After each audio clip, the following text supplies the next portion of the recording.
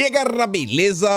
Como é que vocês estão? Meus amigos, como eu costumo falar todas as semanas, a sexta-feira, ela nunca decepciona. Sempre um dia de muitos acontecimentos. E ontem, Jair Messias Bolsonaro concedeu uma entrevista interessantíssima para Veja, uma longa entrevista, onde, mesmo que de forma indireta, Bolsonaro fala sobre muitas coisas que eu acho que são bem relevantes e importantes, não só para o momento atual, mas para os próximos anos. E, obviamente, vamos comentar sobre isso. Também quero trazer algumas reflexões sobre algumas confusões que aconteceram aí dentro da direita, que eu acho que são extremamente relevantes.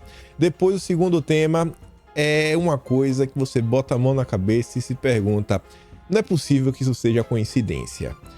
A gente comentou sobre um assunto anteontem. Ontem, comentamos do mesmo assunto e trouxe uma matéria que envolvia a regulamentação do mercado de carbono, só que saiu no mês de março.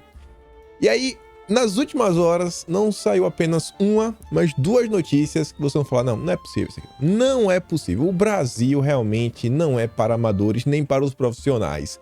Depois vamos falar da senhorita Marina Silva, que tá contando com o apoio de uma galera da pesada. Depois eu quero falar com vocês sobre a Globo, que entrou em campo assim com todo o seu time para defender o MST perante a CPI. Chamou a Tabata, chamou o Boulos, botou lá pros próprios apresentadores passar pano. Um negócio assim que eu falei: meu Deus do céu, onde que eles querem parar? Até um dos chefões da MST, a Globo tá chamando, até o Stedley tá dando entrevista, isso basicamente em 24 horas. Espero que dê tempo de falar também sobre a matéria que envolve fake news e da esquerda. A Gazeta do Povo soltou uma baita nota, mas se não der tempo a gente comenta amanhã. E aí também falar do Haddad, que tem tudo a ver com esse assunto de rede social, mas vamos ver se vai dar tempo. Mas vamos começar. No dia de ontem, foi uma entrevista exclusiva dele, Jair Messias Bolsonaro, para a Veja, que a priori, para aquele leitor que vai mais ávido, ele pode achar: pô, mas eu esperava mais. Só que essa entrevista tem muita coisa interessantíssima. A manchete é o seguinte: Bolsonaro fala das suspeitas sobre Cid e da possibilidade de ser preso. Em entrevista exclusiva, ex-presidente diz que se considera vítima de perseguição, critica Dilma, chama os vândalos do 8 de janeiro de marginais. Polêmico. Mas vamos lá. Fala que no judiciário brasileiro prevalece a convicção da maioria dos ministros de que, em algum momento, entre o fim das eleições e a posse do novo governo, houve uma movimentação de certos setores para criar condições para um golpe de Estado. Prevalece também a desconfiança de que Bolsonaro estaria por trás dessa trama. Porém, entretanto, todavia, essa parte interessante, até agora não há provas concretas de que o ex-presidente ou algum de seus ministros militares estivessem de fato envolvidos num plano para solapar o poder. Prova real tem? Não. Até o momento não tem. Pode falar o que for, etc e tudo mais. E isso corrobora algumas coisas que falamos nos últimos dias, que é o seguinte: olha como está o governo Lula. Olha o caos. E a imprensa tá batendo na tecla de coisa assim, ó, minúscula, para tentar esconder a falta de agenda, a falta de direção e o colapso que a gente vive. Pessoal, aquelas matérias que saíram sobre o solar de Bolsonaro, Bolsonaro não costuma salvar backup, né? Bolsonaro não tem isso, Bolsonaro troca de celular a cada 3 meses, até tudo mais. Não encontraram nada, né? Não encontraram nada. Não, olha só, Bolsonaro tinha uma conta nos Estados Unidos, tá? Mas ele roubou? Tem uma coisa ilícita? Ah, o cartão. Tá. E o que é que tem a ver o cartão com toda essa confusão? Até o momento, pelo menos que a Veja, de forma concreta, não tem nada. E com certeza isso é interessante. Vamos falar assim. Aí depois fala, né? O mesmo pode se dizer em relação ao entorno de Bolsonaro. O entorno tá bem complicado, que isso, aquilo, outro, etc, tudo mais. Só que aí vamos lá para a entrevista mesmo. A primeira pergunta é o seguinte: o senhor prestou o terceiro depoimento à Polícia Federal nos últimos 2 meses. Isso não é constrangedor para um ex-presidente? E aí o nosso Jair fala o seguinte: o pessoal está vindo para cima de mim com uma lupa. Eu esperava perseguição, mas não dessa maneira. Na terça-feira, nem tinha deixado o prédio da Polícia Federal ainda e a cópia do meu depoimento já estava na televisão. Eu esculacho. Todo o meu entorno é monitorado desde 2021. Quebraram os sigilos do Coronel Cid para quê? Para chegar a mim. Qual foi o veículo de TV que teve acesso em primeira mão, né? É engraçado, sempre o mesmo, sempre eles. O veículo mais torcedor que existe. Aí depois perguntam para Bolsonaro: Jair, as evidências de que seu ex-ajudante de ordens falsificou certificados parecem bem nítidas. Aí Bolsonaro responde assim: ó, ao que tudo indica, alguém fez besteira. Não estou batendo martelo. Da minha parte, não tem problema nenhum. Eu não precisava tomar para entrar nos Estados Unidos. A minha filha também não. Estão investigando isso desde 2022. Tudo bem. Mas ninguém estava investigando aquela outra denúncia que aconteceu em 2021. Alguém entrou no sistema usando o endereço lula@gmail para, né, fazer a falsificação. O cara pode ser ligado, né, ao Partido dos Trabalhadores. Por que não estão investigando? São parciais, na verdade. Até aqui, né, nada muito cabuloso. Aí pergunta o seguinte: Jair Messias Bolsonaro, existe a chance de aparecer algo comprometedor? E conhecendo o Bolsonaro, eu acho que dificilmente ele falaria isso daqui se isso aqui não fosse verdade. Porque isso daqui pode se virar contra ele. E todas as vezes que Bolsonaro fez questão de bater o martelo e falar: ó, isso é isso, passou o tempo, mostrou que realmente isso é isso. E ele falou o seguinte, ó: quando se fala em comprometedor, as pessoas pensam logo em dinheiro, em alguma coisa ilícita. Zero. Isso não vai ter. Agora, tem troca de zaps, em linguagem de zap, tem palavrão. Há certamente conversas que envolvem segredo de Estado. Vazar isso, como tem sido feito, é muito grave. E no dia de ontem, a Folha de São Paulo soltou mais uma nota sobre alguns encontros que Bolsonaro teve fora da agenda com figuras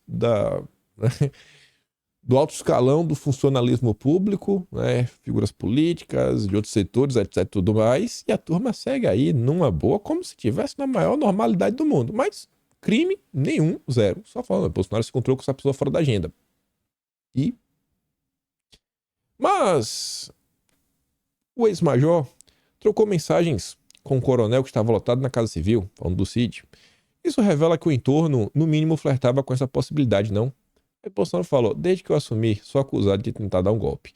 O que eu fiz desde o começo e arranjei inimizade por causa disso foi repetir que nós temos que jogar dentro das 4 linhas. Muitos diziam que os caras lá estão fora das 4 linhas. Em muitos casos, estavam mesmo. Mas beleza, estão aqui, pelo certo. E quais seriam as consequências de se tomar uma medida de força? Como ficaria o Brasil perante o mundo? Resposta: o país iria acabar. Iria virar uma Venezuela mais rápido do que o PT conseguiria com a desgraça econômica que se está pintando no horizonte.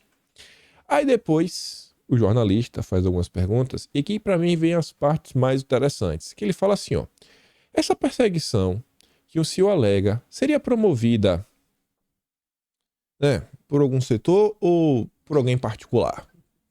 Não vamos falar, dá para entender. Aí Bolsonaro fala o seguinte: não quero polemizar nessa área. Não quero polemizar. Está acontecendo uma conscientização no Brasil e não é só em relação ao meu caso. Quer um exemplo? O caso do Léo Lins. Vocês estão observando. Eu não quero botar lenha na fogueira. Tem gente de várias formações criticando o que está acontecendo. Não precisa ser muito inteligente para saber de onde vem o problema. Aí o jornalista pergunta: Bolsonaro, o senhor tem receio de ser preso?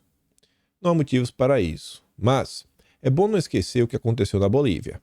A ex-presidente Janine assumiu quando Evo Morales fugiu para a Argentina. Depois, o outro lado voltou ao poder. Ela foi presa, condenada a 10 anos de cadeia, com a acusação: atos antidemocráticos. Não precisa explicar mais. Está sugerindo que algo similar pode acontecer no Brasil? E Bolsonaro responde: para ter algum motivo que justificasse isso, eu precisaria ter feito pelo menos 10% do que ele fez. Eu fiz 0%. Algumas pessoas importantes, não vou dizer os nomes, já diziam antes de acabar o governo que querem me prender. Uma prisão light, apenas para me carimbar com a pecha de ex-presidiário. O que eu vejo, prestando atenção, tudo está acontecendo. Vou até dar play em um vídeo de Bolsonaro lá quando ele passou pelo Senado, que ele fala das eleições de 24, fala algumas coisas sobre o PL, fala sobre uma oposição não radical, etc, tudo mais. Que no primeiro momento eu fiquei olhando, fiquei pensando. Quando eu vi essa entrevista, eu acho o seguinte: eu sou da tese e é uma tese que eu venho falando pelo menos desde 2021, já estão a falar covardia, isso, aquilo, outro. Eu falo, ó, pessoal, eu acho que tem que pensar, botar a bola no chão, ser algumas vezes pragmáticos, focar no que é mais palpável, no que está, né, possível de você agarrar e falar, não, isso aqui dá para botar para avançar. Isso daqui realmente está no campo das possibilidades reais. E o que eu vejo é o seguinte, a coisa tá horrível no Brasil. Mas tá horrível, horrível. Todo dia eu paro, eu respiro, eu falo, como gravar o vídeo hoje sem parecer que estamos vendo um apocalipse, né? Vamos contar o apocalipse, mas tentando dar risada, que é como estão as coisas. Tanto que Bolsonaro mesmo diz, ó, eu não quero botar lenha na fogueira, né? Tá todo mundo aí, todo mundo criticando, tem várias pessoas acordando, né, se conscientizando, porque tem muita coisa acontecendo no país, além dos problemas econômicos. Ao meu ver, quando o Bolsonaro fala isso, e eu falei pra vocês também, eu venho falando isso, ó, tem pelo menos umas 4 semanas. Então ninguém vai poder me acusar de passar pano pra Bolsonaro. E eu passo mesmo. Eu falei pra você o seguinte, ó, muita coisa que tá acontecendo com o Bolsonaro, a meu ver, pode ter relação com as eleições de 2024, com o PL. Porque tá o tempo todo aí, vai um, vem outro da entrevista. Não, queremos eleger 1.000 prefeitos, queremos eleger 1.600 prefeitos, vamos fazer, vamos acontecer, etc, tudo mais. Eu venho batendo nessa tecla. E vocês estão vendo que tá vindo a pressão, tá vindo uma leva, as matérias que estão saindo. Teve a questão do PL no Ceará, que o TRE optou pela cassação dos deputados, mas ainda não está referendado final, depende de passar pelo TSE. Não tem nada a ver com bolsonarismo, mas você vê o caso do Deltan Dallagnol, que acaba trazendo, né, um certo questionamento de algumas coisas. Muita coisa está acontecendo e eu acho que Bolsonaro deve estar olhando o cenário e falar, ó, diante das ferramentas que nós temos hoje, diante do tamanho das bancadas, seja Senado, seja na Câmara, diante do governo atual, diante dos problemas do Brasil, que os brasileiros estão sofrendo neste momento, as questões prioritárias, acho que é melhor botar a bola no chão. Não quero polemizar. Ontem saiu uma postagem no Twitter que eu olhei assim e falei, rapaz... Não, todo mundo começou a comentar que o negócio é pesado. Vai adiantar alguma coisa a reclamar? Não. Tô vendo os ânimos aumentando. Eu acho que nesse momento, como o Bolsonaro tá falando, e eu vou mostrar para vocês, logo aqui na frente, é focar em mostrar o que está acontecendo em outros setores. Porque tem muita coisa diversa acontecendo que as pessoas estão se conscientizando. Por mais injustiça que as coisas estejam acontecendo, eu acho que ainda assim... Não, vamos apanhar quieto. Você tá falando para apanhar quieto como os covardes? As pessoas estão se conscientizando. E tem uma coisa muito palpável que pode fazer uma enorme diferença em vários setores, que são as eleições de 2024. Temos que sobreviver. Sobreviver é importantíssimo. Aí o jornalista pergunta, o senhor continua achando que teve confusão ano passado? Página virada. Não vou mais entrar nessa treta. Em 2022. Imagina o que ele falou. Você pode pegar a entrevista e ler. Eu nem quero entrar. Se Bolsonaro já é página virada, eu sou página virada 2 vezes. O senhor parece estar fugindo de polêmicas. Bolsonaro disse, eu não quero problemas. Quero apenas o bem do meu país, apesar de ter uma pessoa no poder que tem um passado triste e fica potencializando coisas que não deram certo lá atrás. Está governando com fígado, é uma figura senil, ultrapassada. Até o momento, a preocupação dele é dizer que pegou um país destruído. É só a gente ficar quieto que ele faz a nossa campanha para o futuro. Vamos ficar quieto. Não sejamos nós a elevar a temperatura. Pegando aqui o assunto que a gente vai falar, que é a CPI da MST, muita gente já se empolgou, estão já falando em convocar uma figura histórica que até pouco tempo atrás fez parte da mais alta corte do judiciário brasileiro. Eu acho que isso é uma péssima ideia. Uma péssima ideia. Acho que a turma... Calma. Eu não acho que vão convocar, mas a matéria saiu, o pessoal já tá dando cambalhota. Gente, bota a bola no chão. Já vimos esse filme algumas vezes. Pelo jeito, o senhor desconsidera a hipótese de ser declarado inelegível. Qual o argumento para isso? O encontro que eu tive com embaixadores Essa é uma política privativa do presidente. Eu abri para a imprensa esse encontro, não tem nada demais. Discutimos o sistema eleitoral brasileiro, buscando transparência, nada além disso. Aí, para complementar essa entrevista, eu acho que essa fala de Bolsonaro tem tudo a ver. Tiveram algumas pessoas que criticaram o posicionamento dele. Vou dar play, depois eu dou meus comentários, mas vamos aqui ouvir juntos. Problemas que acontecem no Brasil, todo mundo sofre. Está votando aqui o arcabouço fiscal, não há da nossa parte ideia de impedir qualquer votação. O PL é um partido grande na Câmara, com 99 parlamentares. A gente não vai fazer uma reação, né, uma oposição radical, não é isso, é ajudar, apesar de não simpatizarmos com o governo, já sabemos, imagino no passado, nós queremos colaborar para que o Brasil aí não fracasse, não afunde. Né? Repito, eleições de 22, faz a virada. Temos conversado com o partido para a gente ver se a nossa melhor estratégia para o ano que vem, prefeitos e vereadores pelo Brasil todo.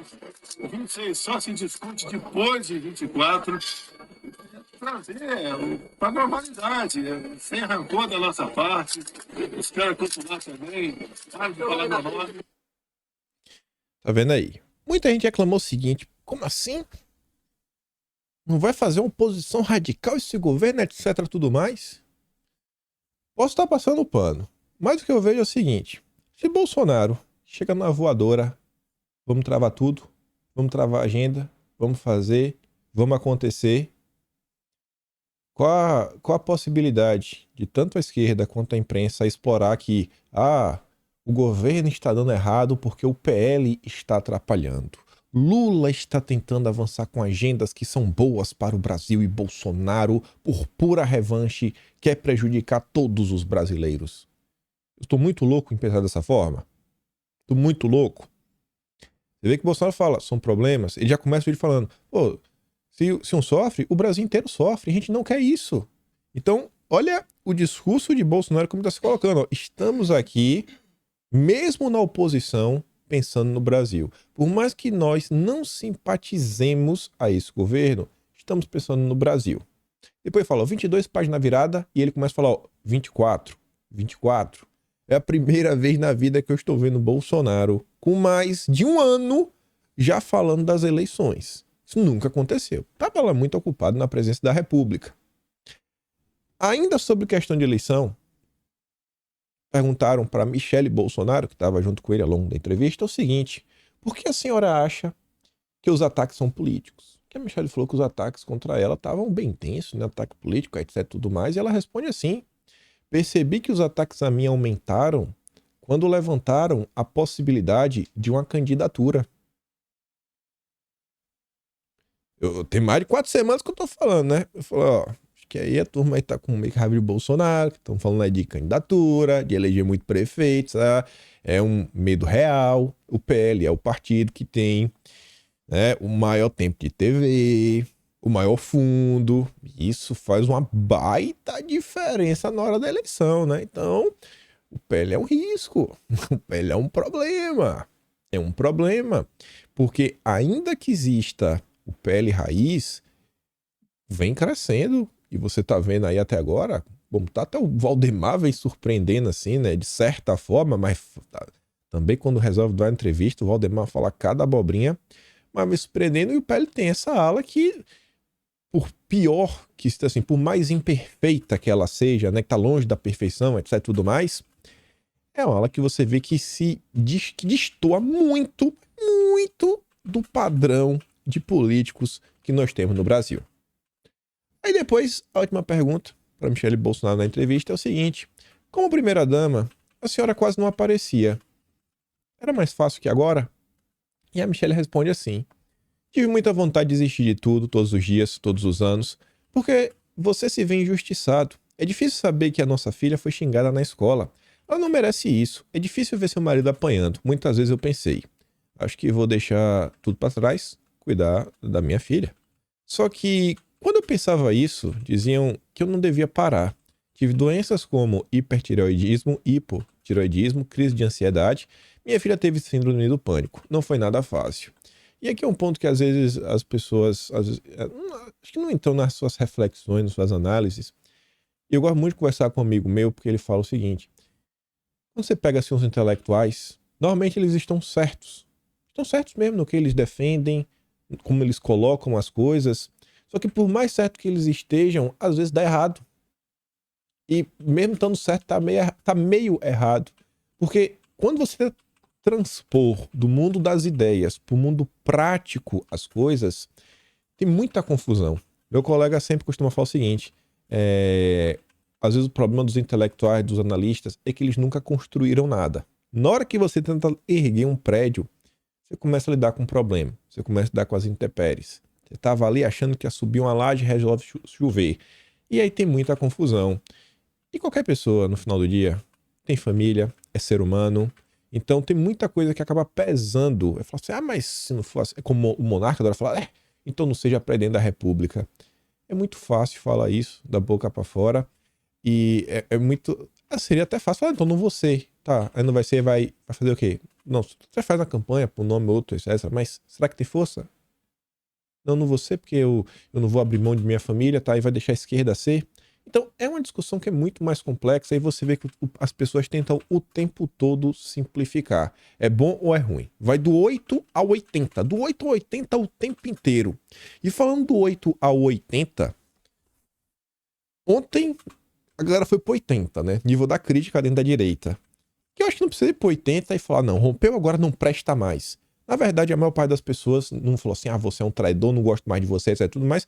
Muita gente tá questionando, e eu achei isso bem bacana. Eu vou até trazer uns comentários para mostrar para vocês, pra você ver como é que tava mais ou menos assim o tom nas redes sociais. Mas tava eu passando, onde teve uma foto que circulou bastante. A gente vai ver que foto é essa. E a Tsuki, a véia do Zap, ela não gosta que eu falo que ela é a véia do Zap não, porque ela não é tão véia assim. Mas a véia do Zap, né, Tsuki, sua sabedoria oriental, falou o seguinte: você precisa ler os comentários no seu Instagram, Tarcísio. O dinheiro não vê ideologia, vai até o ponto em que ele esbarra na liberdade de um povo. O Schwab não combina com liberdade. Aí um perfil responde a Tsuki falando o seguinte: rapaz, o cara ainda posta no Instagram orgulhoso, como se fosse uma grande pessoa que estava do lado dele. Aí Tsuki fala o seguinte: rapaz, postar foto é o de menos. Ele recebeu, conversar, não tem problema. Ele é governador do estado que move o país. O problema é criar laços e falar em honra de receber um cara desses. Ao mesmo tempo, talvez ele saiba quem é o cara e que não dá para ficar de fora desse processo. Tipo, precisa usar o evento para tirar grana para São Paulo, fazer o estado se desenvolver, etc, tudo mais, e isso sem deixar a sua essência se corromper. Exemplo, né? Os comunas se abriram lá para o capitalismo, mas nunca deixou de ser um país comunista. Enfim, assunto muito complexo que não dá para debater de forma rasa. E o que foi que aconteceu? Vamos olhar primeiro os números. Você vê que tem algumas fotos. Você vê aqui pela quantidade de likes e comentários, a proporção. Tem uma foto ali que tem muito comentário, né? 2.600 comentários. Tarcísio, o que é que tá aprontando, meu filho? Eis que o Tarcísio se encontrou com Klaus Schwab. E aí é aquele ponto. Não dá pra gente criticar o Klaus se encontrando com Alckmin. Não dá pra gente falar do Klaus considerando a entrevista pro Luciano Huck. Aí porque tá com o Tarcísio, a gente coloca debaixo do tapete e finge que não tá nada acontecendo. É complicado, né? A gente tem que manter a coerência. Aí tá ali. Tivemos a honra de receber o idealizador do Fórum Econômico, o Klaus. Conversamos sobre as oportunidades que o Estado de São Paulo tem para mostrar ao mundo e vamos trabalhar para que tenhamos ainda mais destaque nesse evento tão importante em 2024. Fala meio genérica, etc. e tudo mais. E aí os comentários foram mais ou menos nesse tom assim, ó. Tarcísio, pelo amor de Deus. Pelo amor de Deus, Tarcísio. Nova ordem mundial. Tá querendo fazer o jogo deles? Eles não têm pena de ninguém. Só vou falar para os olhos, Tarcísio. Aí, outra ali, ó. Esse é o idealizador do projeto, vocês não terão nada, mas serão felizes. Esse cara é tão nocivo quanto Soros. Sai fora disso, governador. São Paulo precisa de homens e mulheres de bem com determinação para mudar nosso estado. Não precisamos. Palavra pesada, né? Mais demônios, já que temos o chefe do inferno na presidência. Aí vem outro rapaz ali falando, ó. O Tarcísio, essa você pisou na bola. Pelo amor de Deus. Recebê-lo, ok, mas honra. Aí não faça isso. E não teve, assim, teve um outro comentário que falou, agora acabou.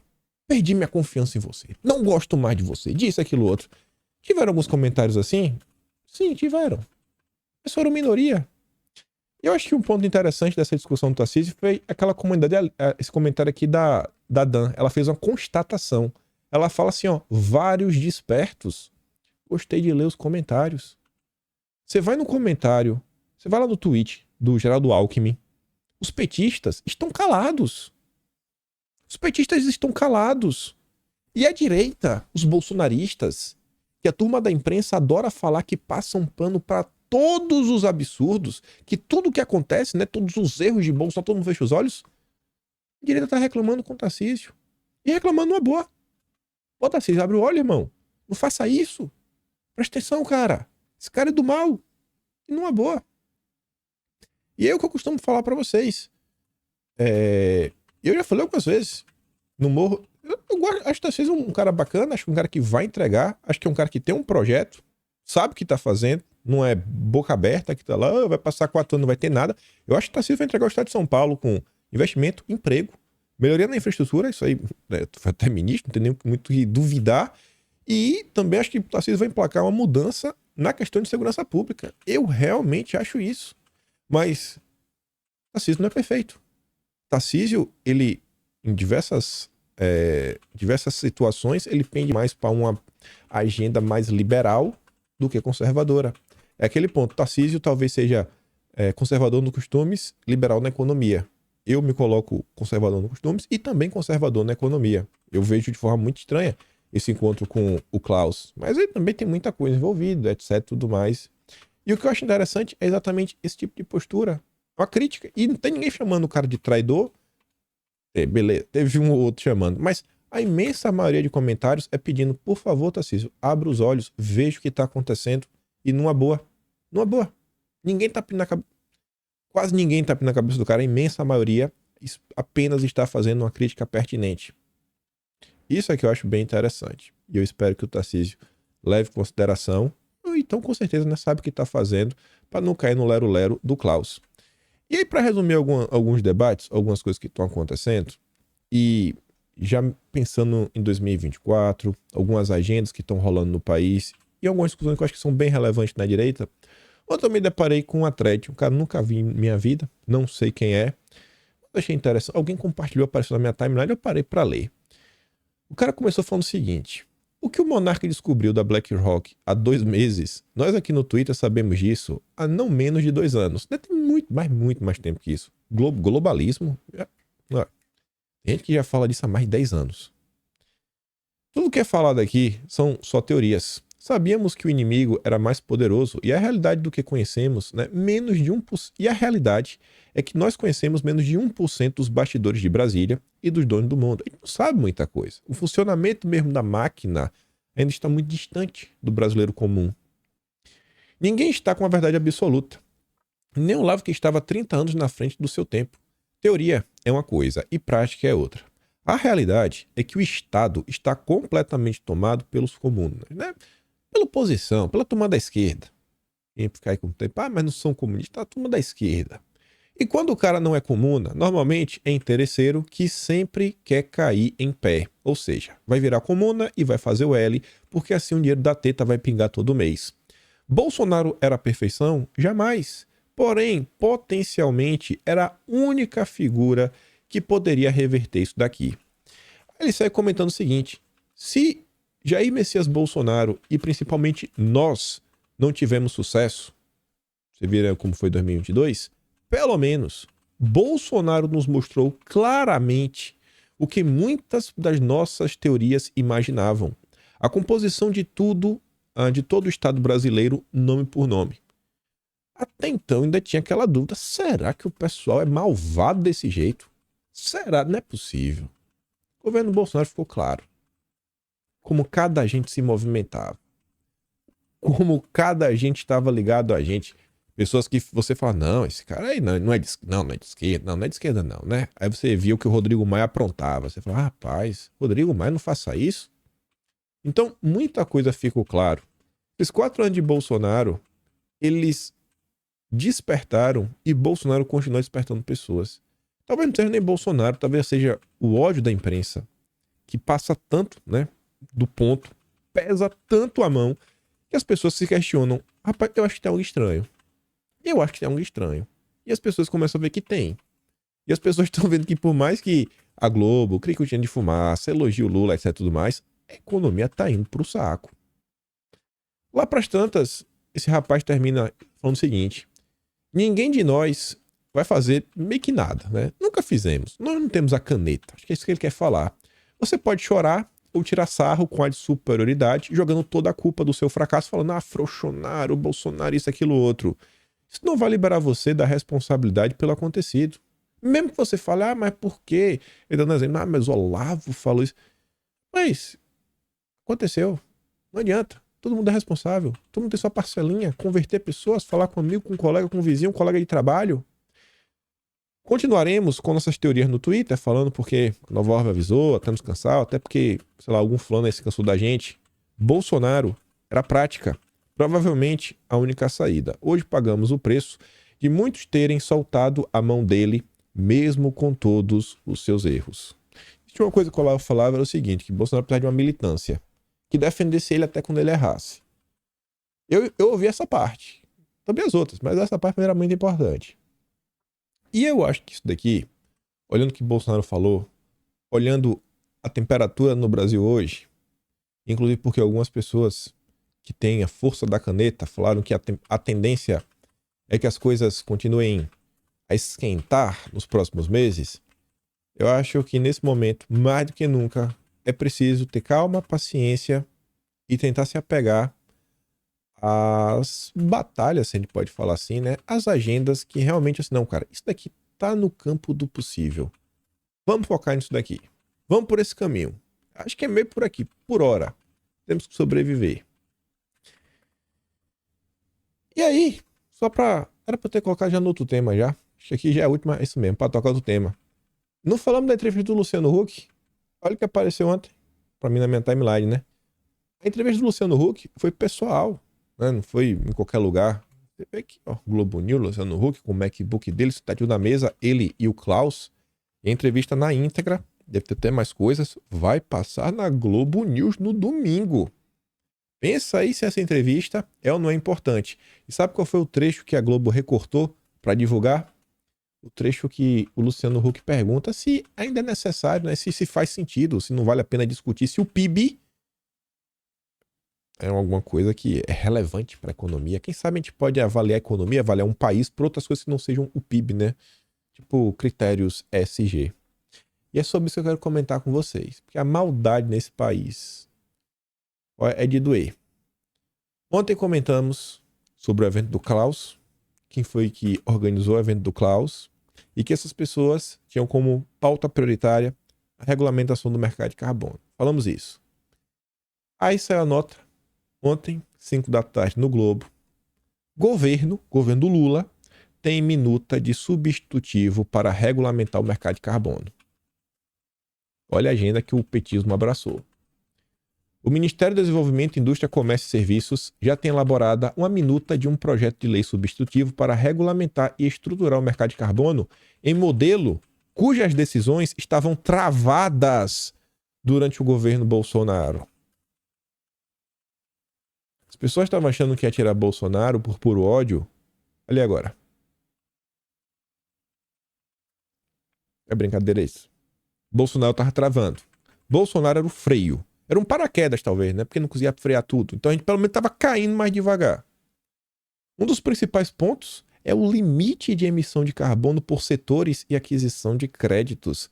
Isso significa que empresas que ultrapassarem o máximo estipulado poderão comprar esses créditos de outras companhias que ficaram abaixo desse patamar. Você aí que tem, quem sabe, uma pizzaria, forno a lenha, se prepara aí para gastar um pouquinho a mais. Você que tem uma mini indústria, né? Tem algum tipo de forno, etc. Se prepara aí para, quem sabe, gastar um pouquinho a mais. Você que, quem sabe, tem uma empresa de logística, caminhões, a diesel. Quem sabe, né? Tem que se preparar para gastar um pouquinho a mais. Regulamentação do mercado de carbono. Isso daqui eu acho que é uma pauta que não é possível que vai ter um petista em sã consciência que vai achar que isso aqui vai trazer melhoria para o bolso do povo. Talvez ele se convença que é pelo bem do planeta. Essa pauta aqui, eu acho que está no campo do palpável. Além dessa nota, saiu essa daqui na Veja. Projeto que regulamenta mercado de carbono ganha tração no Senado. A Comissão de Meio Ambiente no Senado quer acelerar a análise do projeto que regulamenta o mercado de carbono no Brasil. Ponto fundamental. Para quê? Para cacifar o país em debates internacionais, como o Acordo Comercial Mercosul-União Europeia. Tá vendo como esse acordo é bacana? Semana passada, essa semana, né? Que a semana não acabou ainda. A semana acabou. Fizemos um dossiê, comentaram sobre o FHC, neogovernismo, primeiro ano de governo, quando o FHC foi em Bruxelas em setembro de 95. E aí foi nessa ida do FHC para a Europa, foi naquele momento que começavam as discussões desse acordo. Tá vendo como esse acordo é bacana, né? Se esse acordo não avançou na era Bolsonaro, tem alguma razão, gente. Se esse acordo realmente fosse para melhorar a economia do Brasil, ele tinha avançado na era Bolsonaro. A turma tá colocando esses empecilhos de a floresta, a Amazônia, Bolsonaro não cuida daquilo outro. Tem maldade. Tem alguma maldade no meio. Tá vendo aí, ó. A regulamentação do mercado de carbono vai ser importante para poder fechar esse acordo, ou nas negociações com parceiros de porte como os comunas. Duvido. Não tô nem aí pra nada. O assunto está na agenda de competitividade do país. Na hora que eu li essa palavra, competitividade, eu falei, eu já sinto de onde está vindo isso. A turma da esquerda sabe lidar com palavras. Eles não escolhem as palavras à toa. Eles sempre tentam montar coisas que ninguém discute. Tipo, somos a frente democrática. Porque se você está contra isso, você está contra a democracia. Eles são a frente pró-natureza. Porque se você está contra isso, você está contra a natureza. Então, é sempre uma obviedade. Não, é a frente da competitividade. Você fala, eu sou contra a regulamentação do mercado de carbono. Fala, meu Deus, então você está contra as empresas brasileiras serem competitivas? Não, né? Pelo amor de Deus, né, palhaço? Aí vamos ver o resto da nota. Olha agora. A audiência pública está marcada para a próxima quarta com a previsão da presença. Olha o tipo de secretário, né, o cargo que foi criado no governo Lula. Secretário de Economia Verde e Descarbonização. O governo criou uma secretaria só para isso. E Bioindústria do Ministério do Desenvolvimento Industrial, Comércio e Serviços, que é o Ministério do Alckmin. Rodrigo Hollenberg. Ainda vamos falar dele. E da Secretaria Nacional de Bioeconomia do Ministério do Meio Ambiente e Mudança do Clima. Que mudou o nome também, não é mais só o Ministério do Meio Ambiente. Carolina Mendonça Pimenta, além de zongueiros, né? Sociedade Civil, zongueiros. O requerimento para avançar com esse tema, olha quem está colocando pressão nesse tema, foi o senador Confúcio Moura, do MDB de Roraima, Rondônia. Presidente da Comissão de Infraestrutura e integrante da Frente Parlamentar pelo Brasil Competitivo. Essa frente eu já conheço, a maldade vem de longe. A ideia é que o debate sirva de insumo para as comissões de infraestrutura, assuntos econômicos, agricultura e reforma agrária. O PL 412 está na agenda legislativa da Frente do Brasil Competitivo. Além disso, o Hollenberg foi um dos debatedores do painel O Brasil e Economia Verde, que aconteceu no Fórum de Competitividade, organizado pela Frente e pelo Movimento Brasil Competitivo.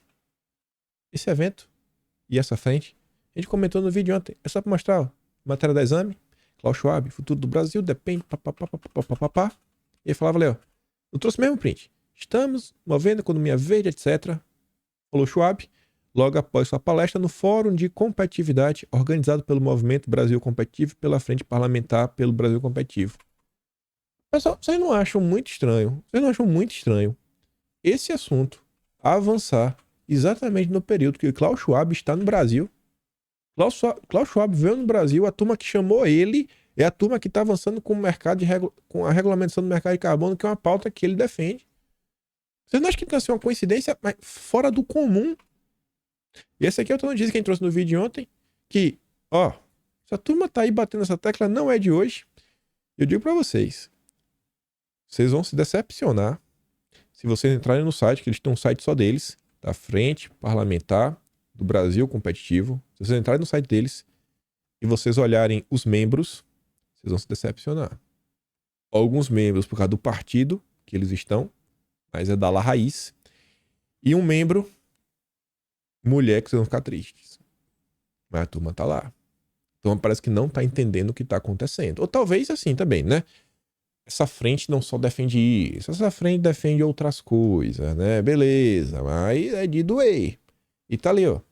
A frente quer avançar no debate da reforma tributária. Por quê? Porque eles vão colocar essa regulamentação, pelo menos a Marina estava falando, e o Bernardo App também, que é o secretário especial da reforma tributária, que eles vão avançar com a regulamentação do mercado de carbono na reforma tributária.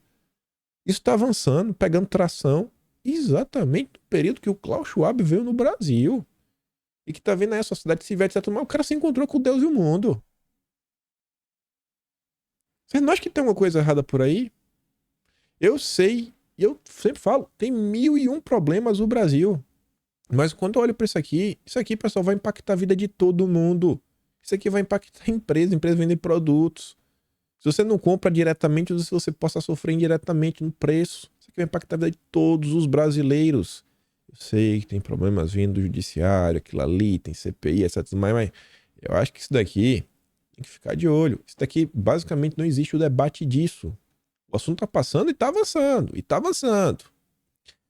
Outra coisa que eu trouxe, só porque eu acho que tem a ver com os 2 últimos vídeos. Ontem, a Globo News convidou a Tissai Suruí para contar sobre o encontro dela com a Greta. A Greta, né? Nossa, figura assim a gênia das ciências climáticas. Olha quem postou uma foto horas antes. Horas antes de estar na Globo, que ela postada na Globo News foi 7 da noite. Às 3 da manhã, olha quem postou uma foto com ela. O Malok, o chefão da Open Society no Brasil. Poucos defendem esse caso com tanta força quanto o notável ativista Tsai. A Open Society está intensificando nosso apoio à economia da floresta em pé. Não para por aí não, viu? A maldade vem, tem mais maldade. Olha essa matéria.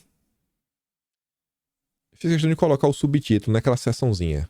Essa matéria da Folha de São Paulo, ela envolve mudança climática, Petrobras e ela faz parte de uma série de notícias, né, uma coluna chamada Planeta em Transe. E por que isso é relevante? Olha a linha ali embaixo, abaixo da data. O projeto Planeta em Transe é apoiado pela Open Society Foundation, né? A ONG do Soros apoia, né? Imagina qual é o apoio que ele dá para a Folha, né?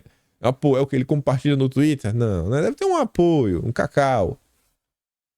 Relevância no exterior vira trunfo de Marina no embate interno sobre a Petrobras. Relevância é o quê, né? A pressão internacional? É isso que está falando? São os zongueiros? É o Soros? Gente, assim como a regulamentação do mercado de carbono está ganhando tração com o Klaus visitando o Brasil, o Ibama meio que nega, né? Que tá vendo aqui a Marina, o Malok aqui no Brasil também visitando. E ambos estão visitando o Brasil dias antes da reunião do G7, que o Dilma foi. E a gente vai falar do G7 rapidinho. Mas antes disso, ó, a gente vai voltar nessa matéria depois. Mas quero primeiro ler esse parágrafo. Auxiliares e aliados do Dilma avaliam que a imagem ambiental do Brasil no exterior terá um peso relevante no embate interno do governo. Tá entendendo, né? A pressão internacional sobre as questões verdes, né, fala mais alto. Mas guarde isso daí. Um ponto que eu tô batendo na tecla, que o Dilma, Oriente, Rússia, só retórica. O alinhamento do Lula é com Biden, é com Klaus, é com Soros, é com Malok, é com Fórum Econômico, com Davos, é com União Europeia, com SG, agenda woke. A Gazeta do Povo fez uma análise sobre o ocorrido, né, sobre essa agenda internacional do Dilma, e a Folha de São Paulo conversou com um cara chamado Davidson Belém Lopes. Ele postou a parte da entrevista, dessa análise que ele conversou. Ele fala o seguinte, ó, pitacos do analista Lopes sobre política externa para a Gazeta do Povo. Quero só ler um pedaço, ó, abre aspas. Nessa diplomacia meio pendular do Brasil entre Rússia e Ucrânia, os movimentos mais recentes foram numa direção do Ocidente. Sabe quem é o Davidson? O Davidson, além de professor de política internacional da UFMG, ele foi bolsista pelo Departamento de Estado americano. Ainda marca ali, ó, Departamento de Estado. Então, assim, quando alguém fala que o Dilma tá fechado com a Rússia e o Foro de São Paulo, respira um pouco, viu? Bota a bola no chão e olha o que está acontecendo. Quais foram os acordos que o Dilma fez que estão acontecendo no Brasil em relações comuns? Foi o que ele fez. Até agora não vi muita coisa. Mas em relação a isso aqui, olha a regulamentação do mercado de carbono. Olha a Petrobras, né? Tomando 1-0 do Ibama. Tá bem claro. Essa agenda é pau. Você tá vendo no noticiário. E Rússia e os Orientes, tá fazendo o quê? Não vi nada ainda. Sobre o G7, para falar rápido, pra gente voltar na notícia ali da Folha de São Paulo, o Globo soltou essa nota falando o seguinte: por que o G7 convidou líderes fora do grupo, incluindo Dilma, para a cúpula no Japão? Por quê? O Brasil não faz parte do G7. Aí fala o seguinte: dos 15 chefes de Estado e governo que desembarcaram em Hiroshima, só aqueles que representam os países do grupo do G7 tiveram lugar na foto de família desta sexta. Mas, para entender os interesses que pautam a reunião, é necessário olhar para os outros países convidados. A presença de Brasil, Índia, Indonésia, por exemplo, evidenciam um sul global, que não é o sul do Equador, né? É o sul global, os países meio que em desenvolvimento, cada vez mais disputado e influente em um cenário de mudanças geopolíticas. Que mudança é essa? O domínio ocidental, né? Basicamente um mundo que estava se caminhando para um governo mundial, né? Um globalismo, está vendo que agora vem se alguns blocos, alguns países vêm se insurgindo e falou: opa, peraí, nós também queremos mandar, que seja pelo menos mandar internamente, né? E garantir a nossa soberania, que é o que o pessoal vai discutir na criação de um mundo multipolar. Mas entre a discussão e a teoria de um mundo multipolar, onde cada país, né? Ó, eu mando, na minha região eu mando, e o resultado final acho que pode ser um pouco diferente, né? Porque os países mais fortes também, quem sabe, vão querer se impor ao longo do tempo. Mas vamos lá. Tóquio convidou para a reunião Brasil, Índia, Coreia do Sul, Indonésia, Comores, entendeu o que é isso? É o país na presidência rotativa da União Africana, Austrália, Vietnã, Ilhas Cook, atualmente à frente do Fórum das Ilhas do Pacífico, são todos países estratégicos no que diz respeito aos dois assuntos que devem pautar a cúpula: conflito na Europa e ascensão dos comunas. Entre os convidados, o Vietnã é um país próximo da Rússia desde a época fria, né? Época fria. Aí fala o seguinte: ao lado do Oriente, o Vietnã aumentou o volume de petróleo comprado do Kremlin, afirmando que não pode se dar o luxo de pagar mais caro pelo combustível. Parabéns! Você, enquanto brasileiro, se a Rússia chegasse e falasse: vou vender gasolina R$2. Não vou comprar essa gasolina do mal.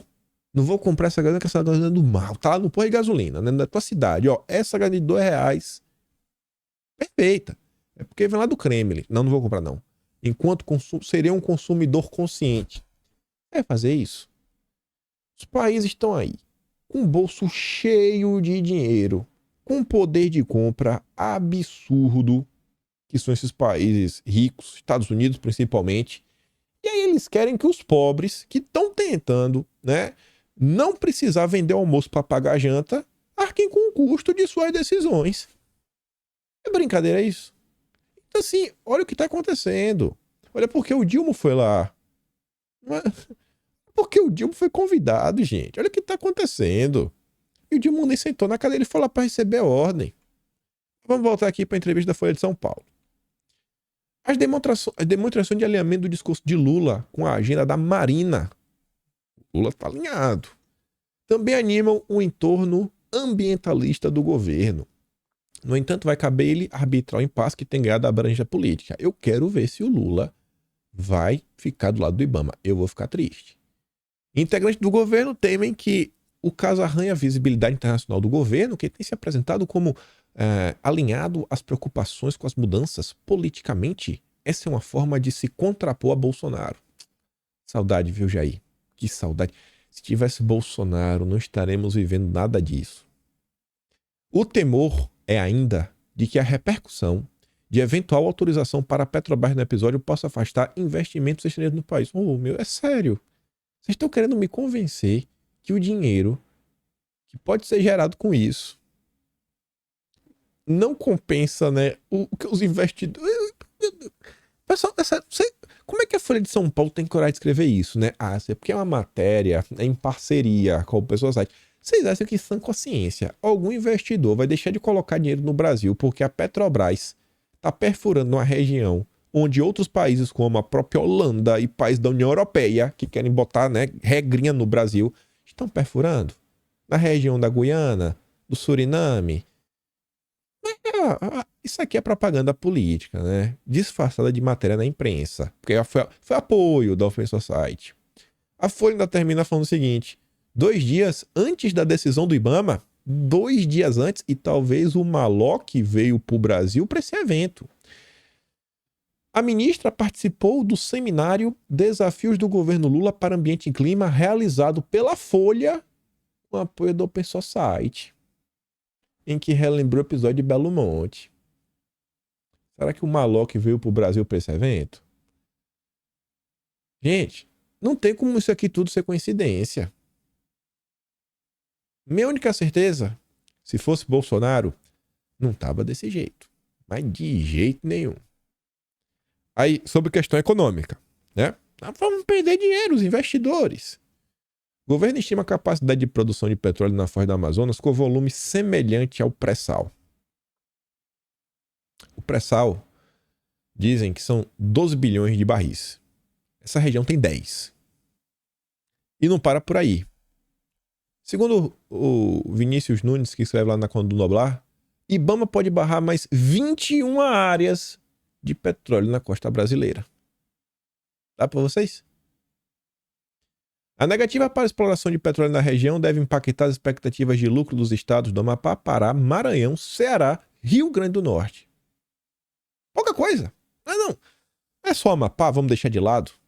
E a situação é tão complicada que você vê. Ó, o governo do Amapá tá botando a mão na cabeça falando: meu Deus, o que é que tá acontecendo? Davi Alcolumbre tá contra o Ibama. O Randolfo Rodrigues está contra o Ibama. O Alexandre Silveira, que é o ministro de Minas e Energia, está contra o Ibama.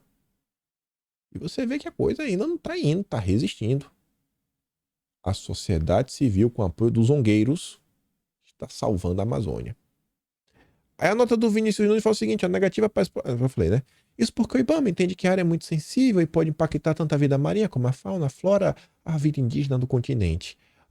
Há perfurações na foz do Amazonas desde a década de 70. Desde a década de 70 já tem exploração lá. Mas essa não pode, porque o Soros não quer. Mas, dessa vez, o Ibama afirmou que a Petrobras não apresentou garantia de que a fauna local será preservada em caso de acidentes.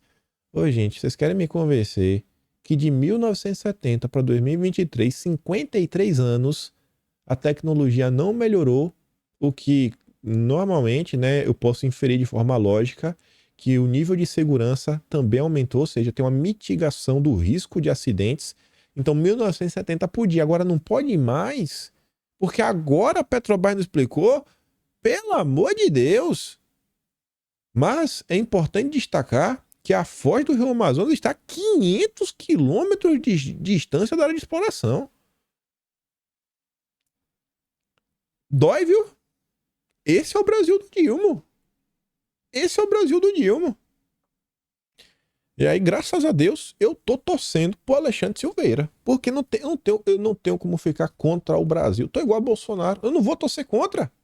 Ministro pede que Petrobras mantenha um sondas no Amazonas, apesar de Ibama. Ele falou que vai atrás, que vai recorrer, que vai na justiça, vai fazer, vai acontecer. E tem que fazer mesmo.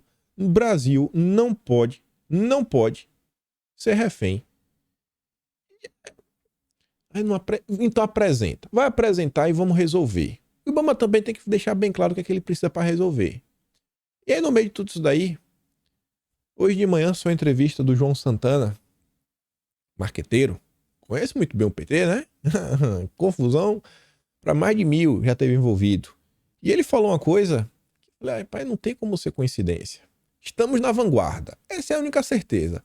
Podemos estar alguns dias na frente que seja, né? Eu não sou Olavo de Carvalho, está 30 anos na frente. Mas estamos aí uma semana na frente. Talvez uns 5 dias. O melhor que a esquerda faz por Lula é criticá-lo, diz João Santana. Fala, rapaz, em alguns momentos tem que ter algum tipo de crítica. Não dá para ser cego como tá. A direita tá criticando. A direita estava chamando a atenção do Tarcísio. Olha como é diferente. Olha como estamos em patamares diferentes. A direita preocupada com o Brasil e dá o puxão de orelha quando necessário. Olha essa pergunta. Como avalia a comunicação do governo? Como você avalia a comunicação do governo Lula? Fala-se muito que o governo tem problema de comunicação, mas acho que, na verdade, a comunicação sofre problemas de governo. Raramente, um governo com um projeto de nação concreto e um plano de ação claro tem problema de comunicação. Deve ter uns 5 dias que eu falei, precisamos começar a discutir de forma séria um projeto de nação. O Lula não tem. A gente vai ter. A população vai olhar para o debate público, a população que não acompanha a política, mas está sentindo o peso no seu bolso e fala, cara, o que é que está acontecendo? Eu quero solução. Ela naturalmente vai buscar o outro lado, porque esse lado está fracassado. E quando ela olhar para o outro lado, ela fala, rapaz, o outro lado está discutindo um projeto de nação, todo lado certo. 22 e confirma. Vamos, Jair. Estou com você, capitão. Não estamos 30 anos na frente, mas estamos 5 anos. Perceba como os assuntos que começamos a tratar desde o início do ano, mundo multipolar, regulação do mercado de carbono, recentemente, né? Projeto de nação, os movimentos internacionais. Olha como tudo está avançando e está começando a aparecer no noticiário. 2020, mal saiu a notícia sobre SG. Começou ali a falar no final do ano. 2020 a gente começou a bater na tecla com vontade. Olha como está agora o assunto. Nas entrevistas da Rede Globo. Virou mainstream.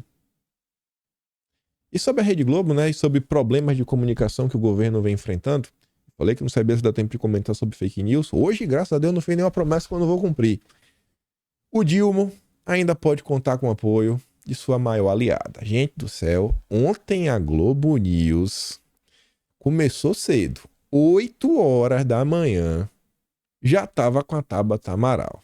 Olha isso daqui. A gente sabe que toda CPI, ela corre o risco de descambar para ser um circo, colocando um português bem claro, de descambar para mais uma guerra de torcidas, em que se apresentam diferentes versões e a gente não sai muito do lugar. É claro que nem toda CPI termina desse jeito. A CPI que nós tivemos na época da Covid no Senado foi extremamente importante para que a gente entendesse, por exemplo, os crimes que estavam sendo cometidos.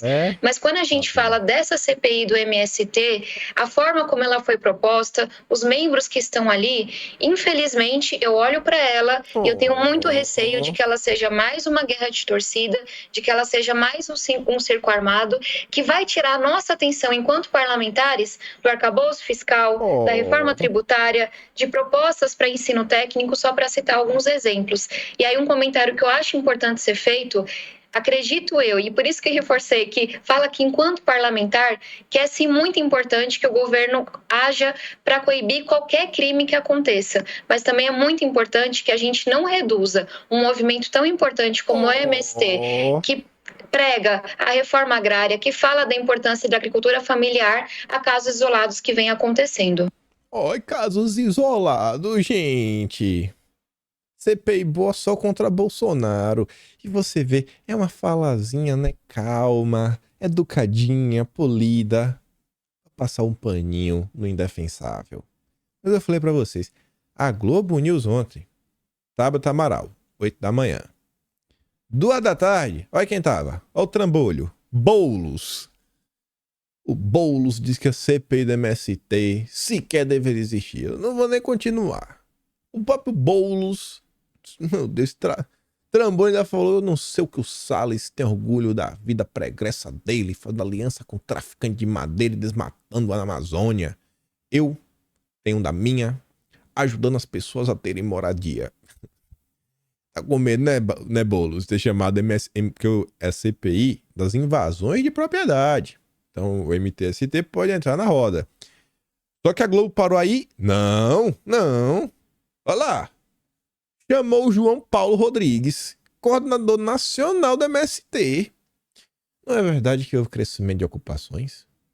Houve já no início do governo Lula uma tentativa de criminalizar... Não. O governo Bolsonaro tem o que? Umas 4. Esse ano tem umas 60. Mas não houve. Mentindo com o apoio da Globo. Aí tu acha que parou aí? Não, não.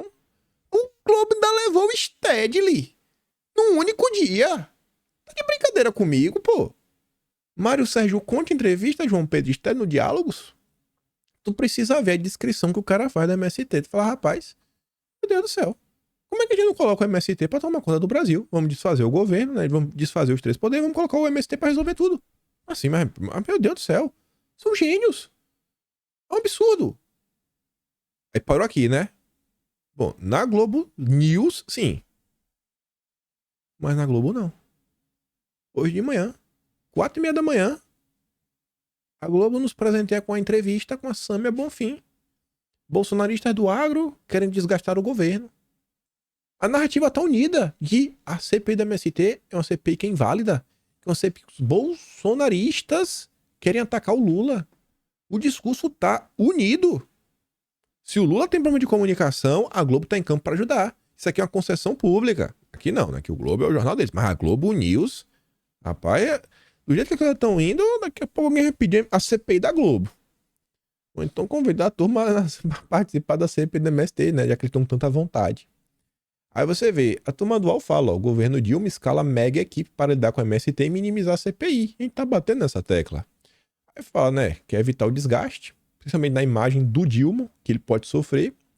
Para acalmar o MST, o governo também tem argumentado que o principal alvo será o Lula, não o movimento. O governo parece estar mais preocupado com o MST do que o Lula. É inacreditável as coisas que estão acontecendo. Aí para uma CPI, que é só mostrar como o MST, né, é um baita movimento social e que vai desmoralizar a direita, a Gleisi Hoffmann me parece um pouco preocupada. Ela fala assim, ó, tenente-coronel que vai presidir CPI do MST já dá sentença e diz que o movimento não é social e sim criminoso? Pode isso? Que justiça vamos fazer com essa gente que já tá premeditada? É a desmoralização total da Câmara, pois vocês vão conhecer a importância do MST como produto agroecológico, além do trabalho solidário e de inclusão social que fazem. E aí, sobre outra CPI, essa daqui ainda vou ficar de olho. Não quero bater o martelo, para mim tudo ainda está muito nebuloso. CPI do dia 8, tá marcada. O governo teve que indicar os nomes, porque obteve maioria, então não deu para segurar. CPI vai começar dia 25, a priori. E o Globo comenta o seguinte, o governo destrava membros e Renan Calheiros fica de fora. E essa parte chama minha atenção. Renan Calheiros não vai participar. O MDB ainda não escolheu o substituto. E o Renan disse a aliados que não tem interesse de participar dessa CPMI. E olha que o Renan queria, ele era o nome que estava batendo até. Tem que ter CPI, tem que ter CPI, tem que ter CPI. Ele ficou enchendo o saco, falando, não esquece isso, não, tem que ter CPI. Pro Renan Calheiros não querer, ainda fala assim, ó, ele disse que o governo não tem uma estratégia montada para atuar na comissão. Eu acho que o Renan Calheiros, na visão dele, tá olhando, isso daí tem que ser uma, meu Deus, né, sangue para tudo que é lado. Vai ser desgaste, mas para todos os lados. Eu acho que a CPI vai ser um desgaste para ambos os lados. Vamos observar e ver o que pode acontecer nos próximos dias. Mas amanhã, comento com vocês uma matéria bem interessante seu aí que fala sobre fake news e alguns perfis estranhos nas redes sociais, falar sobre a Haddad e algumas outras coisas da economia. Mas eu fico por aqui, mandarei o vídeo de Bolsonaro e o vídeo da Tabata Amaral, né, para vocês passarem raiva lá no Telegram, link tá aqui na descrição. Se gosta do meu trabalho, pode estar membro do canal, tem um botão de valeu, tem um Patreon, tem um Atlas brasileiro que eu não fico de... Eu sou um péssimo vendedor, né? Minha mãe fala isso, tia do Zap, meu cara que também tá aí, sempre fala, tem que divulgar mais, falar... Eu parto depois porque a maioria de vocês já sabem, né? Então, mas acontece alguma notícia que eu falei, pô, isso aqui tá no Atlas, eu sempre falo, mas tá aqui também, kimpowin.com, quem não assinou, quiser assinar, tá lá toda a história do que aconteceu já desses 3 primeiros meses, e do 4º mês de abril, já estamos fazendo todo aquele compiladinho. O mês de março foram mais de 1000 notícias, vídeos e documentos e posts nas redes sociais, né? Todo interativo, você clica, e você vai ter acesso à notícia na íntegra, o vídeo na íntegra, o documento na íntegra, a opção na rede social na íntegra, para você ver realmente o que aconteceu no Brasil. Tudo dividido por tema, subtema, lindo, bonito e cheiroso. Lembra de compartilhar esse vídeo, né? E eu espero poder estar aqui amanhã e também ver vocês. Aquele grande beijo, abraço, tamo juntos. Valeu, meus amigos. Fui!